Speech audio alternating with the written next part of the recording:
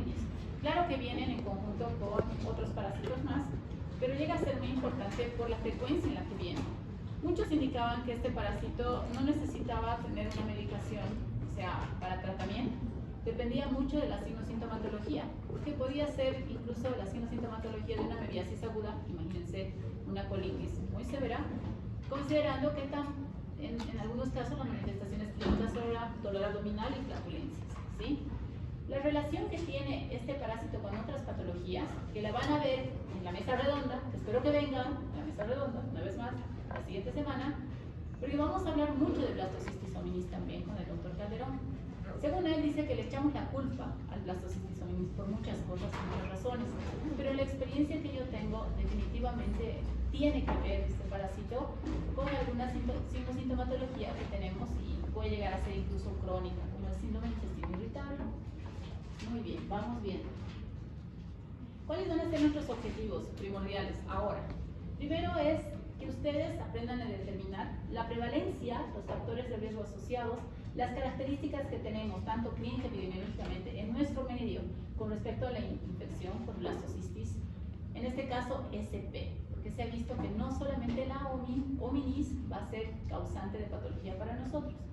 El objetivo específico, en realidad, o los objetivos específicos van a ser verificar cuál es la prevalencia, cómo nosotros podemos, mediante algunos estudios laboratoriales, tanto coproparasitológico, seriado, muestras fecales, en una población de estudio determinar que tenemos blastocystis hominis o no, o blastocystis SP. Identificar los factores de riesgos, como por ejemplo el hecho de que nosotros no tenemos un agua que está totalmente purificada, ¿sí? Un agua wash, un agua segura. Entonces tenemos que conllevar a que si nosotros todavía seguimos haciendo el riego o seguimos utilizando esta agua para el consumo y está contaminada, pues obviamente nos va a traer consecuencias. Hay que aprender a describir las manifestaciones clínicas. Lo más importante para la parte médica es que ustedes determinen. Una parasitosis sí tiene similitud en cuanto a todos sus agentes, en cuanto a la parte abdominal e intestinal. Muchos de ellos van a darles diarrea, ¿cierto? Muchos de ellos les va a dar dolor abdominal. Entonces, hay pequeñas cositas, como por ejemplo en Giardia lamblia, que ustedes puedan tener esteatorrea, digamos, o heces dientéricas, que les va a dar un poquito de diferencia. O en el caso de mebiosis, que tengan disentería. O en el caso de triquiuriosis, que ustedes tengan también disentería. Pero el problema lleva en el momento donde ustedes ven un paciente con parásitos y se van a dar cuenta que ese paciente probablemente no tenga solamente un parásito, sino que tenga varios. Entonces la clínica va modificando y cambiando. Ustedes tienen que estar ojo al chaque con respecto a cómo van a ustedes determinar y ver. Si este paciente tiene manifestaciones clínicas gastrointestinales, definitivamente verificar cuán floridas son. Se ubican los floridos, ¿no? Significa cuán graves son, porque va a determinar también la carga parasitaria de este paciente. También las extraintestinales presentadas en algunos individuos que van a tener blastocystis en poblaciones realmente estudiadas. En el gastro, por ejemplo, hemos tenido pacientes que han tenido dificultades no solo con la parte gastrointestinal, no con cefalea, adinamia, hiporexia. Analizar también las posibles relaciones entre diferentes subtipos de blastocystis y vamos a ver que alguna tipificación de blastocystis va a ser más importante que las otras. Nosotros en nuestros grupos hablamos mucho de que muchos subgrupos de este tipo de parásitos, pues obviamente nos va a dar mayor patogenia que otros, ¿sí? Depende mucho los serotipos a los genotipos, ¿sí? Les daba el ejemplo que todas las personas somos diferentes, ¿cierto? Entonces todas las personas podemos ser de alguna forma más dañinas que otras, ¿sí? Ubíquense más o menos con ese ejemplo. Va. Blastocystis hominis, ¿qué es? Va a ser un protozoario sumamente común en el tracto gastrointestinal. Tanto que en algún momento nosotros decíamos que es comensal, o sea, definitivamente que entraba dentro de lo que era la flora intestinal normal. Sin embargo, verificando sus grupos y verificando cómo son en cuanto a sus formas biológicas, vamos a determinar cuán patológicos o cuánta patogenia van a ocasionar. Su prevalencia es mundial, casi llega entre el 5 al 10%, pero en países desarrollados. ¿Qué significa esto? Países donde tienen buena, ¿qué puedo decir? No puedo decir esterilización, pero buena aclaración del agua, buena descontaminación de la misma. Pero nosotros, por ejemplo, en países subdesarrollados tenemos de 30 al 50% de posibilidades de parasitosis, ¿no? Por todas las condiciones en las que vivimos, dependiendo en qué regiones nos encontramos, por eso el 30-50. Será más fácil que te contamines en determinados lugares, incluso en las zonas de La Paz. Tenemos diferentes lugares donde tienen realmente mayor cantidad de parasitosis que en otros lugares. Hablando de la urbe paceña, ¿ya? Entonces tenemos el parásito, nombre, Blastocystis hominis, enfermedad, blastocistosis. Muy bien, la clasificación es un protista, protozoa. Lo más importante que vamos a tener la especie a la que vamos a estudiar ahora, porque va a ser la que más va a influir en nosotros, ¿sí? Blastocystis hominis. Ahora, ¿cómo vamos? Nosotros hemos visto que el serotipo ST3 va a ser el subtipo más común en los humanos, ¿no? Y dependiendo cómo lo vamos a identificar, porque nos ha causado mayores problemas en cuanto es a la clínica, ¿no? A las manifestaciones clínicas. Los serotipos ST2, ST3, ST4 son los más comunes en los humanos, a diferencia de los animales, porque un punto importante es que es una parasitosis zoonótica. La historia. Bueno, en cuanto a historia, comienza todo en 1849 con Brittain y Swan, espero que se pronuncie así, que fueron los primeros, que los mismos que identifican el parásito, pero lo confunden con el cólera, ¿sí? ¿Por qué? Porque en ese tiempo la gente se moría por cólera, ¿cierto?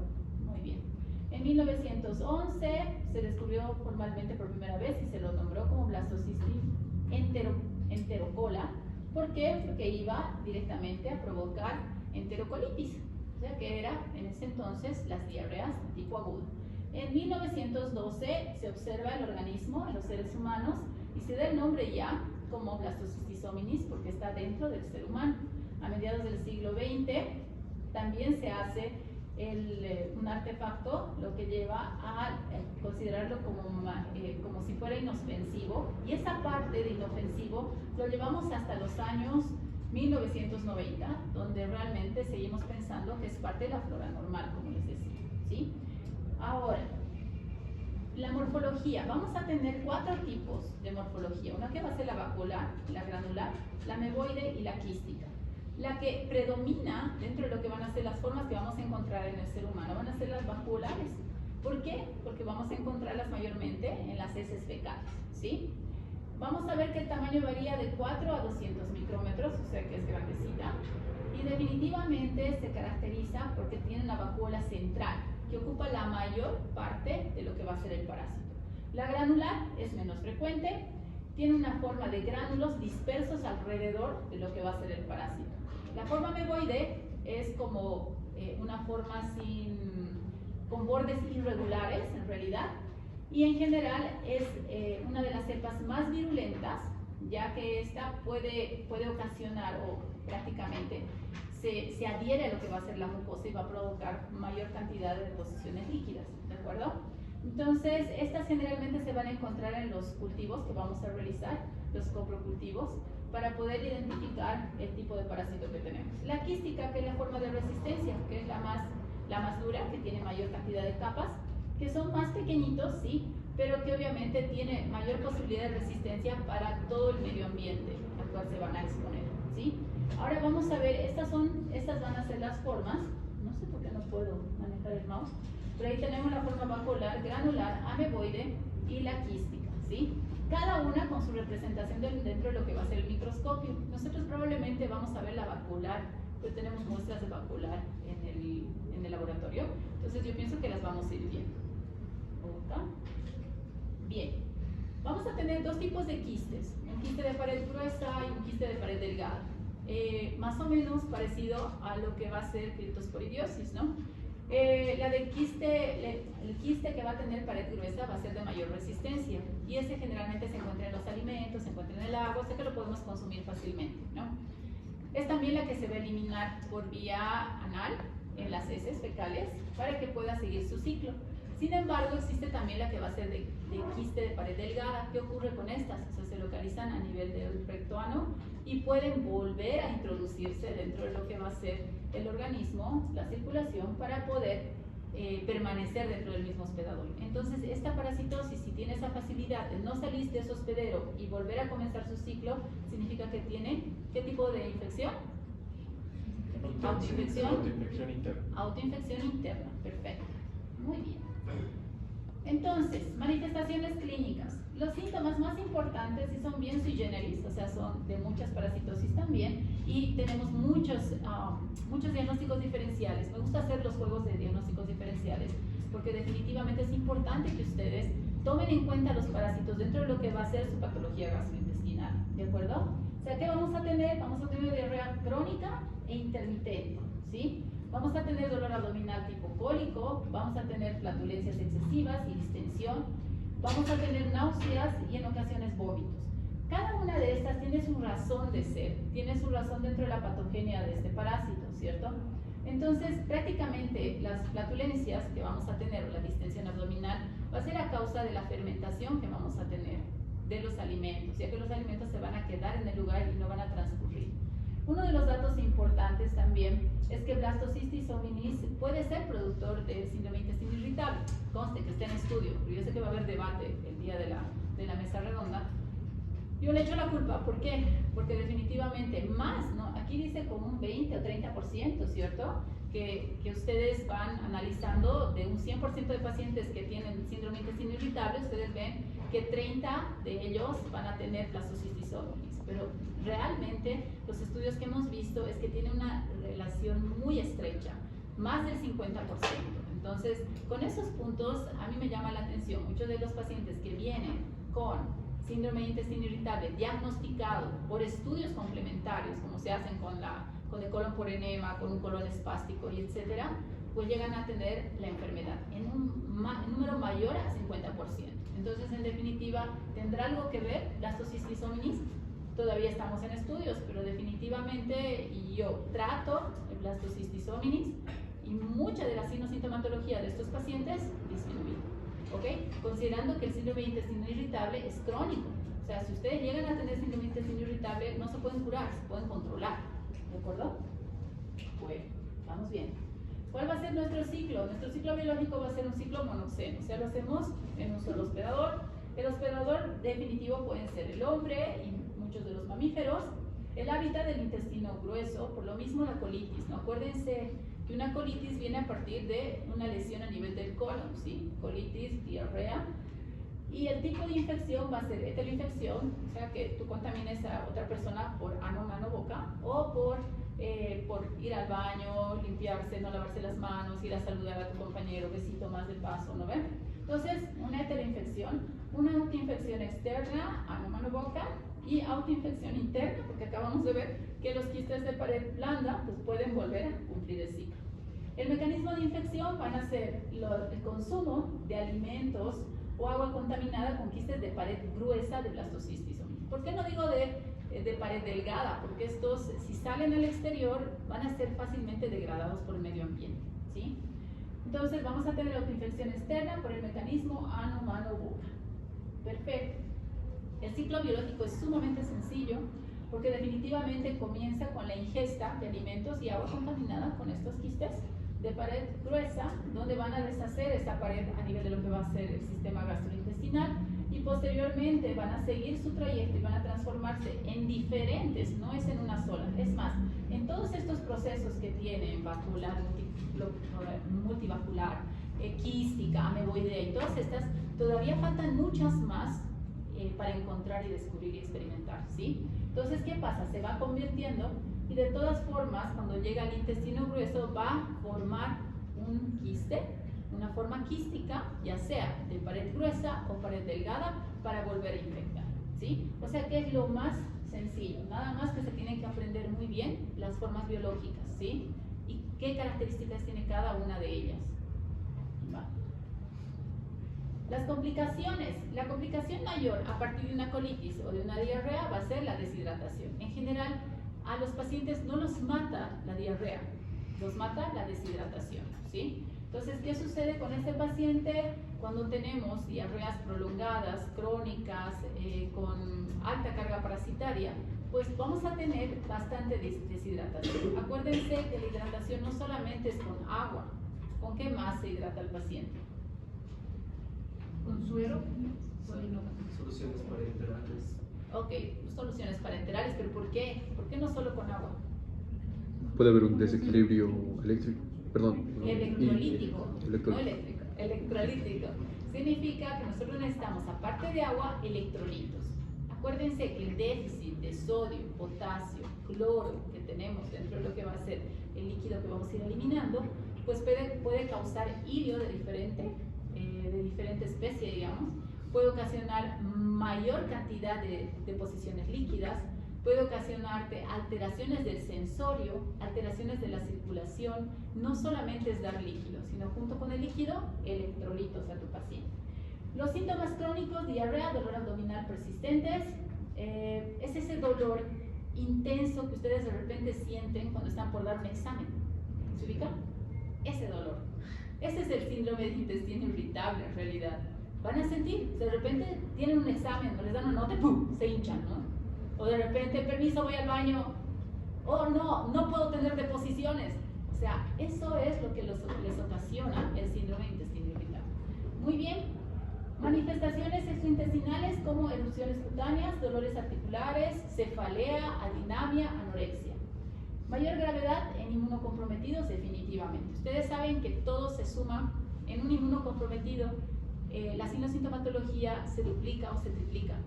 ¿Por qué? Porque no tiene las defensas. Se supone que una diarrea que va a ser solo tóxica, o sea, me refiero a una intoxicación alimentaria, te tendría que durar 2 días. Pero si la diarrea te dura más de 2 días, ojo, parar las orejas, porque no se trata solamente de una toxicidad, ¿de acuerdo? Se trata de algo más que está ocurriendo. Puede ser infeccioso, sí.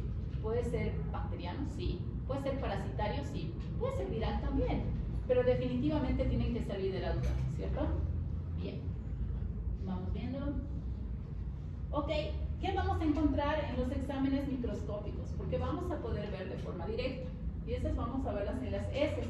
Pues vamos a ver en las heces y vamos a ver que vamos a encontrar, de acuerdo a la metodología que utilicen, y yo igual les hablo en mis grupos que de alguna forma Ricci o Faust, pero es que está perdiendo un poco de vigencia, pero ya están utilizando otras metodologías para poder analizar las heces.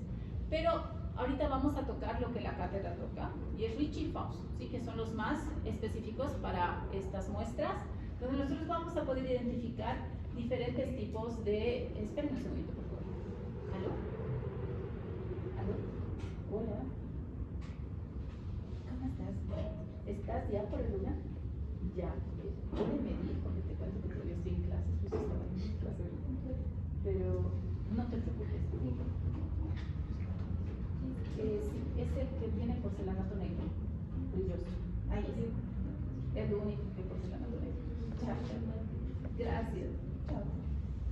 Bueno, muy bien. Sí, si no, se iban a... Bueno, muy bien. Entonces tenemos ese método que va a ser microscópico directo. Después tenemos los cultivos. Podemos utilizar Pavlova, podemos utilizar Jones, donde realmente podemos identificar o podemos ver la multiplicación del parásito y ver las formas, ¿no? Que ha sido así como se ha podido identificar algunas de las formas de este parásito. Los exámenes moleculares que son indirectos, que a mí me gustan mucho, porque a veces nosotros en la microscopía tenemos que ser muy buenos para hacer microscopía.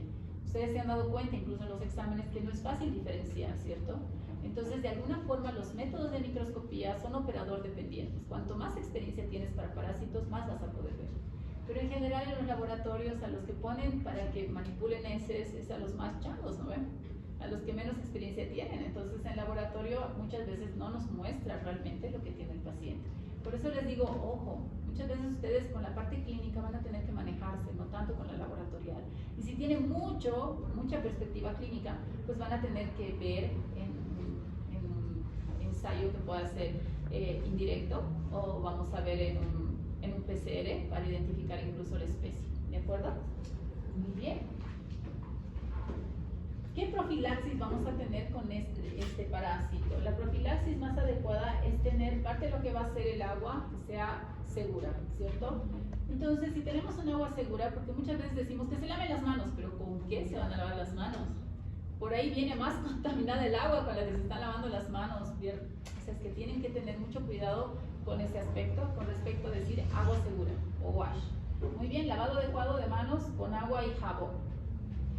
El consumo de agua potable segura, hervida o filtrada. ¿Cuántos de ustedes hierven el agua pero hierven el agua a 100 grados por 5 minutos. ¿Cuántos de ustedes? Levanten la mano. Cristian, Russell, ¿en serio? Bueno, 87, así no llega. Ah, perfecto, a 100 grados de hecho, ¿no ves? Porque aquí en La Paz no tenemos 100 grados, llegamos a 70, pero no llegamos a más, ¿verdad? Y otra cosa importante, o sea, ¿quién va a dejar la caldera 5 minutos más de lo que tiene que dejar? O sea, ¿lo suenan sus papás, sí o no? En definitiva, funciona de esa forma. Entonces, lo indicado es justamente ese tiempo, 100 grados, 5 minutos. ¿Para qué? Para que los huevos, en realidad estos quistes, ni siquiera huevos, estos quistes de pared dura, se desintegren, ¿sí?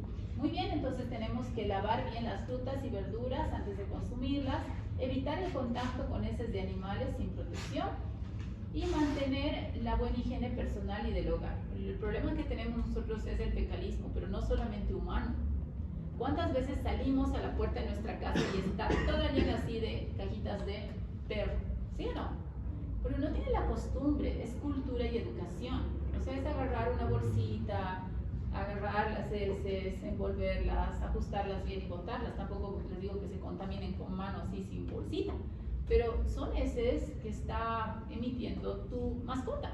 Entonces, en definitiva, me parece que desde ahí vamos con mala educación nosotros, ¿eh? Y bueno, ¿qué podemos esperar? En general, nosotros, ya les he dicho la anterior vez, van en buses, llegan a cierta parada, dicen todos al baño y salen todos, ¿no? Pero no es que van al baño, van a hacer baños en diferentes lugares. Entonces, eso más complejo. Las medidas de control. Tratamiento adecuado de las aguas residuales. ¡Wow! No sé si hacemos ese tratamiento de aguas residuales porque estamos regando todo lo que es río abajo con las aguas servidas del río Choqueyaco. Educación sanitaria en comunidades rurales y escolares. Yo creo que también a nivel urbano. Vigilancia epidemiológica de las zonas endémicas. Totalmente de acuerdo. Desparasitación en poblaciones vulnerables y animales domésticos, que se debería hacer 2 veces al año, tanto para humanos como para animales. Y mejorar el saneamiento básico e infraestructura del agua potable, o sea, saneamiento, letrinaje y todo esto. ¿De acuerdo? Va. Ahí. El tratamiento. Nuestro mejor tratamiento es obviamente la prevención, lo saben. Pero si es cuestión de que ya tienes el paciente que está con blastocistosis, entonces lo que vamos a hacer es darle antibióticos. En general, el específico y el más utilizado va a ser el metronidazol, ¿sí? El metronidazol en personas mayores se utiliza de 750 miligramos vía oral 3 veces al día, cada 8 horas, durante 7 a 10 días, como tratamiento completo. Yo no sé si me aguanten, o sea, ese paciente me aguante ese tratamiento, porque primero es muy fuerte el metronidazol.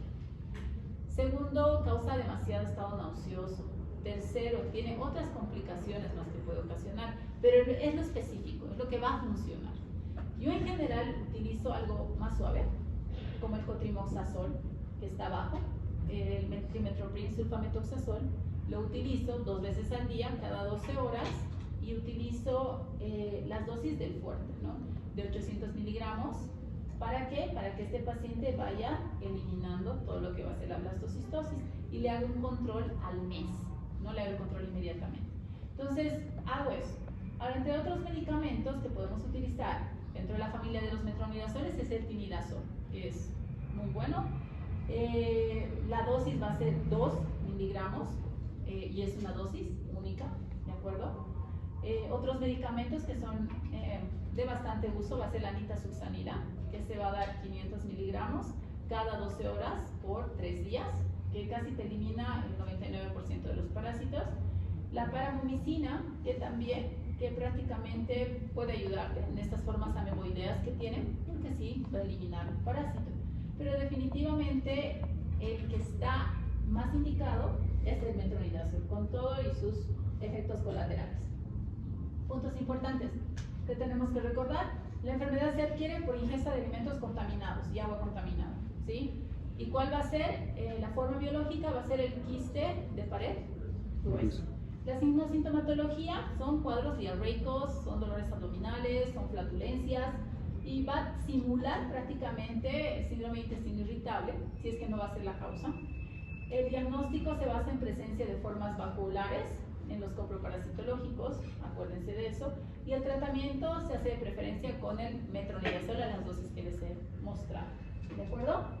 Bien. Hasta ahí, muchachos. Preguntas que tengan. ¿Nada? Ya los de mi grupo no sé. ¿Cuál es la acción patógena, disculpe, doctora, de este parásito? De este parásito, la acción patógena va a ser la tóxica va a ser la proinflamatoria, ¿de acuerdo? No emite histolítica porque no tiene enzimas destructoras, pero sí se acumula a nivel de lo que es la mucosa y causa el daño a nivel de la mucosa. Ahora, hay algo que todavía está en estudio y es que tiene alguna acción sobre toda la red neuronal que existe dentro de lo que va a ser el intestino. Por eso el síndrome de intestino irritable, y sí está en estudio. Entonces, podríamos decir que en su forma de amebiana, dijo que es la Ameboidea, que es la más patógena, podría puede ser producir el mecánica. síndrome de mala absorción. Podría ser mecánica, podría ser, pero acuérdate que a nivel del colon nosotros no absorbemos. O sea, lo único que se podría absorber sería líquido, ¿no? Pero absorción de nutrientes no. ¿Ok? Más preguntas. ¿Cuál sería su medida de control más efectiva? Más efectivo el control del agua, el agua segura. ¿No? O sea, si nosotros tuviéramos la proporción de poder dar agua potable con todos los métodos, yo te digo, o sea, aquí creo que son 2, no estoy segura. Ahorita estamos haciendo el estudio con mis grupos, ¿no? Si son 2 o 3 metodologías que utilizamos aquí, en La Paz, Bolivia. Pero sé que en Canadá, en Japón, se utiliza hasta 5 métodos, dentro de los cuales está, por ejemplo, la luz UV, está la filtración, está el cloro, y se hace no sé qué tratamientos de filtración además de, pero en definitiva son 5. Entonces tú dices, nosotros no tenemos tanto, ¿no? O sea, tenemos luz UV para hacer el aclaramiento del agua, no tenemos, ¿no? Es más, el agua que consumimos está en todo un lugar así hermoso y bello, lleno, ¿no? Donde todos los pájaros pasan por ahí y dejan algunos regalos. Entonces, en definitiva, vemos que no hay una buena tipificación en cuanto a cuánta contaminación tenemos, aparte que no nos deja EPSAS. En la universidad ha habido un estudio que se ha realizado con respecto a la purificación del agua y ver qué contaminantes tiene. Y sí tiene, la mayoría tiene Escherichia coli. El tema es de que EPSAS ha querido seguir juicio a la universidad por haber dicho eso, porque no ha pedido permiso para hacer el estudio. Y los estudios que tiene EPSAS, pues, todo está perfecto, ¿no?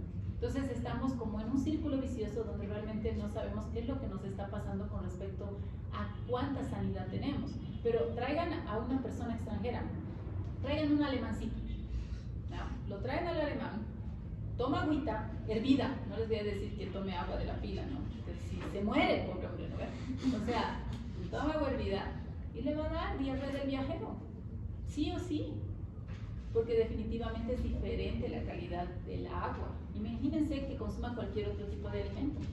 Como dicen, Dios es boliviano, ¿no ven? Bueno, muchachos, gracias por todo. Espero que se mantengan estudiando. ¿Cuál sería el síntoma o el síntoma que usted diría me indica este parasitosis? Es que esta parasitosis en factores agudos te va a dar como una nerviosis, o sea, colitis, diarrea, ¿sí?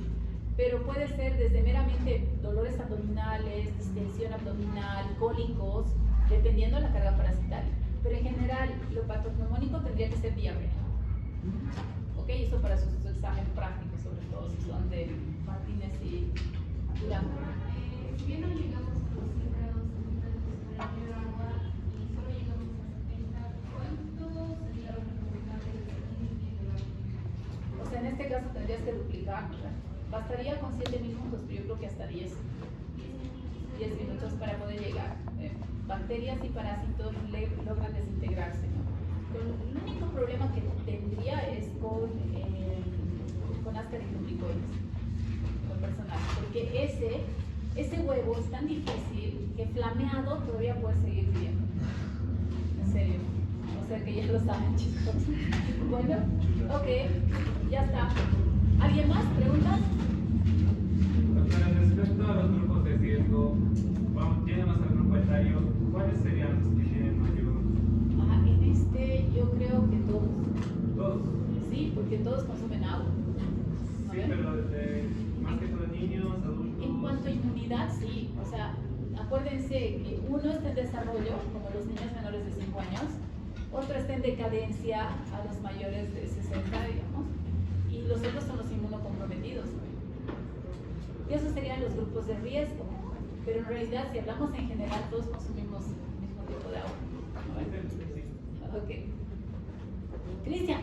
No, con respecto a la volumina, nosotros, como dice acá, no estamos en 87, entonces aunque esté lloviendo por largos periodos, no vamos a poder eliminar a la forma infectante. No, cuanto más tiempo lo hiervas, o sea, sí, puedes llegar, claro, porque es 100 grados 5 minutos, ¿no ves? En este caso, si estás a 70, 80, digamos, 80, más dependiendo, podría ser 7 minutos a 10 minutos. Para hervir, o hervir 2 veces el agua, que sería ideal para poder tenerlo un poco más. Filtros, pues lo peor de todo es que hierves el agua, acabas con todos los microorganismos, pero te quedan todos los metales pesados. Ni qué decir de la cadena eléctrica, ¿no? Sí. Ustedes pongan el filtro, no sé si tienen filtro, pónganle un paño, ¿verdad? ¿No? O sea, vayan colocando el agua y va corriendo el agua y van a ver cómo se va cambiando de color. El filtro que yo saco del aparato que tengo sale café, una que otra vez sale negro. Y eso es plomo, ¿no? Entonces es complejo. O sea, chicos, con cuidado y nada más hervir el agua, ver para hacer filtros y nada. Dios se volvió. Usted ha mencionado animales y humanos. Sí. Y he visto estaba buscando información y ha mencionado, lo que yo buscaba, mencionaba mucho a los chanchos, a los cerdos. ¿Usted en su experiencia ha visto que hay más predominio de esta parasitosis en personas que viven en corrales, con chanchitos y demás? ¿O todos por igual en animales domésticos? El problema es de que ni siquiera, los únicos que he podido identificar son los que viven con perritos, ¿no? Porque no he hecho el estudio o prácticamente no he estado en la consulta con personas que estén con chanchitos. O sea, lastimosamente no he tenido tanta experiencia, pero definitivamente con los perritos sí, o sea, que tengan, ¿no? Ambos, el parásito sí. O sea, que es, pero con los chanchitos sí habría que ver, no sé, si hay algún estudio al respecto, pero yo personalmente ver pacientes que estén en contacto con chanchitos, no he visto muchos, digamos. ¿Y sospecharía o le es diferente? Aunque quizás... Siempre sospecho cuando tienen animales.